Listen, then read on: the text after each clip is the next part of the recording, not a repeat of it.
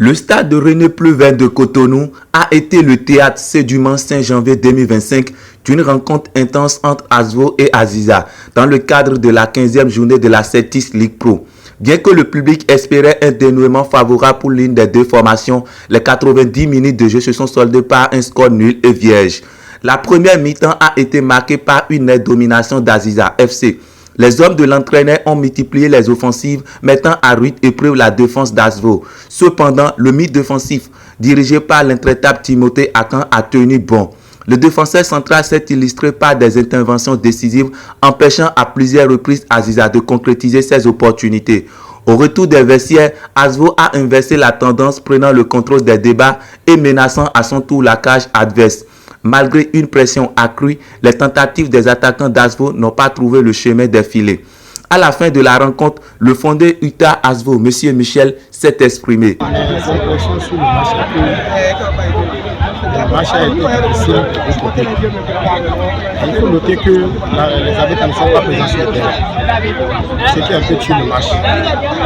Et après ça, nos voisins aussi, nos miens n'ont pas fait ce qu'on leur a demandé. Ils ont tellement fait le jeu, mais ça m'a pas corrigé. Bon, le match, je peux dire que je suis satisfait parce que les autres aussi sont venus pour gagner aussi. Donc, ils ne sont pas venus. Je suis satisfait de ce que notre équipe a fait dit. Seulement qu'il y a certaines choses à corriger. Il y a certains de nos talents qui sont blessés, il y a des accumulés de cartons dans les actus. En parlant de la défense, il nous manque Vicky. Au milieu de terrain, il manque Eric et Femi, ce qui a tué le jeu. Dans l'attaque, il nous manque Godfrey, ce qui a tellement tué le match. Sa présence nous coûte cher, mais aujourd'hui, son absence a tué le match. Bien, moi je ne peux pas rester ici aujourd'hui pour dire que nous ne pouvons pas rester dans les 9 premiers parce qu'il nous reste encore des matchs, il reste encore phase de retour et il reste beaucoup de matchs à gagner. Si ce n'est pas qu'on n'a pas gagné aujourd'hui que je vais dire que nous sommes déjà descendus, non. Nous avons le courage, nous avons l'espoir que nous allons monter.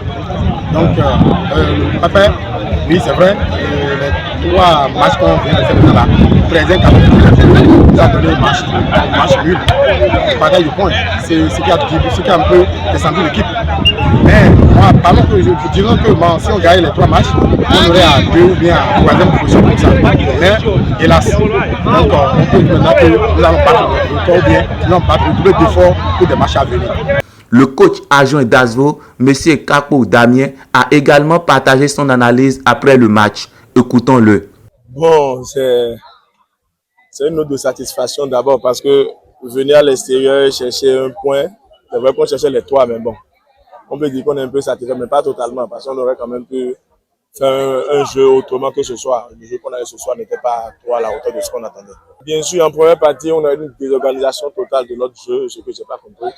On n'a pas du tout joué en première partie. En deuxième partie, oui, on a un peu posé le ballon. C'était pas mal, mais on aurait quand même pu mieux faire. Oui, la prochaine journée, c'est Tchak à la maison. Ça fait 3 nuls d'affilée qu'on a eu. Ça veut dire que ça ne va pas. Il faut qu'on essaie quand même de retrouver une victoire pour donner la joie à notre population. De son côté, le coach d'Aziza FC, M. Didier Damé-Keke, a donné son impression sur la rencontre. Écoutons-le. Non, pas du tout. Parce que pourquoi les enfants, ils ont cherché, ils ont tourné, ils ont cherché, mais c'est arrivé, on ne peut que remercier le bon Dieu.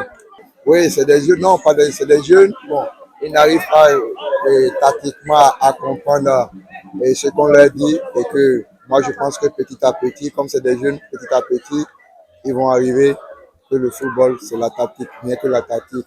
C'est ça qui va les avancer dans leur job. Ouais, tout à fait. Bon, on va toujours essayer de les préparer, de leur monter le moral, le mental pour que le match contre Asfac, on aille chercher un score là-bas. Après cette rencontre équilibrée, chaque équipe a pris la route pour regagner ses locaux, laissant derrière elle un public partagé entre déception et satisfaction.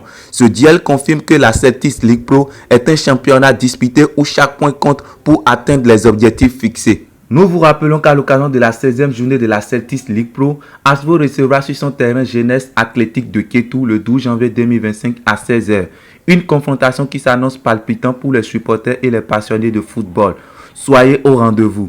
Nous vous remercions, chers auditeurs et auditrices, pour votre fidélité et votre passion pour le football national et international.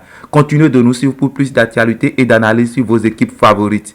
À très bientôt et portez-vous bien.